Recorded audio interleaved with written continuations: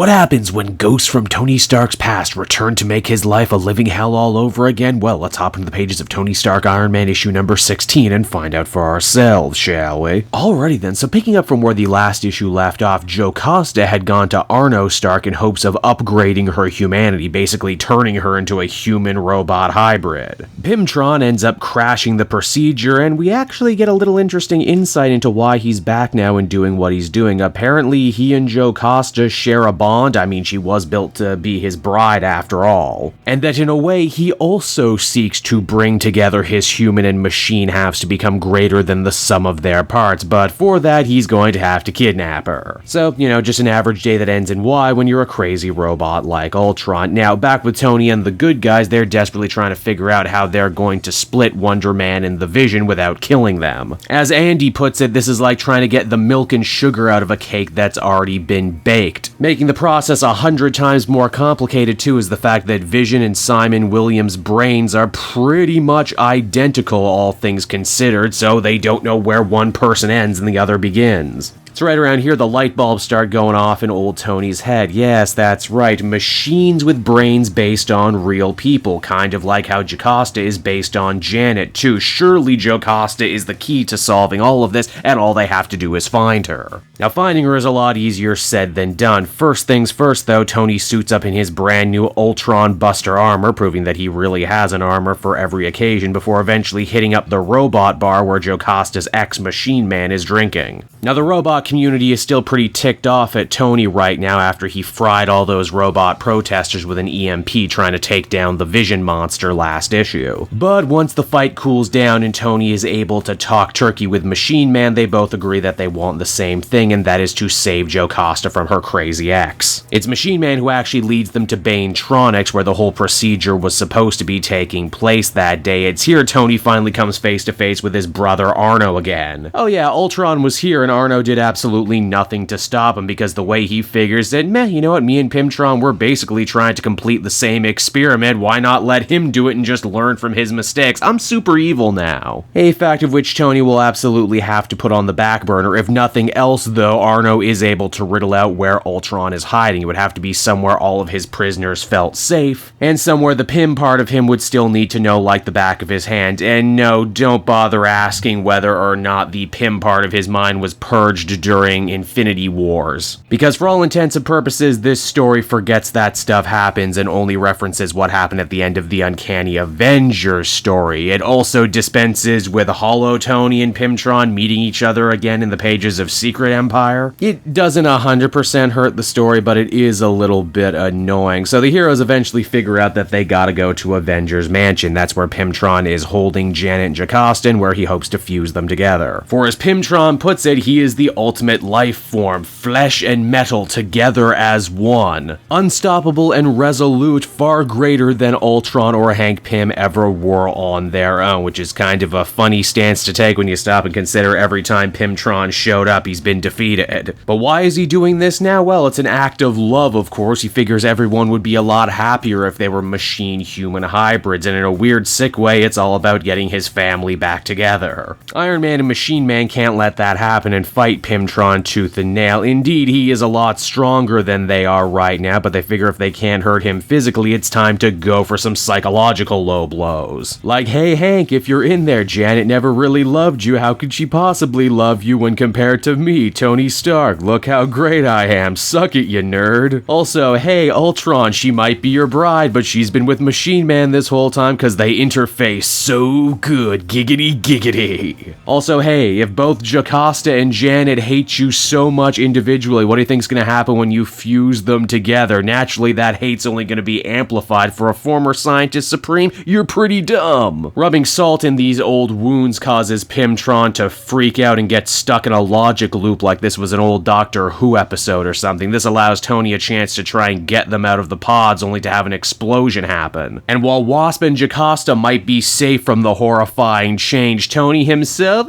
not so much. Let's just say he's about to get really familiar with that new set of armor as the comic comes to a close. And so that was Tony Stark Iron Man issue number 16, everyone, and overall I found this to be an enjoyable, if ultimately flawed in places, comic. I'm really happy to see Pimtron getting the spotlight as a big villain in a big story arc. It's just a shame that the writers seem to be playing fast and loose with what's canon and what's not canon, especially forgetting everything that went down in Secret Empire, which I think is probably one of the character's biggest, shiniest moments. Also, I can understand how thematically his plot to fuse people and their robotic counterparts together makes a lot of sense, and his body horror scary and ties into what's going on with Tony himself. But I just can't help but shake the feeling that the plot feels just a little bit generic supervillain, where before I like Pimtron because you never knew what he was going to do next, his plots weren't all that generic. In fact, this all feels kind of like a step down from stuff we've been seeing him do before. Ultimately, though, I would give this one a 7 out of 10. It was still pretty good. Hey there everyone, it's your old pal Cape Joel again, and if you're seeing me right now, it means you watched to the end of the video, of which I will always be appreciative of. It really helps with retention and all that other good YouTube stuff. If you really like my work, you can check me out on social media. I have links down in the description of the video you're watching right now to all my different socials. I got the Twitter, I got the Instagram, I got the Facebook. I'm very easy to be reached, and if you follow me there, you can be the first to know about when a new video goes live. And with that, I will bid you all adieu. Bye-bye.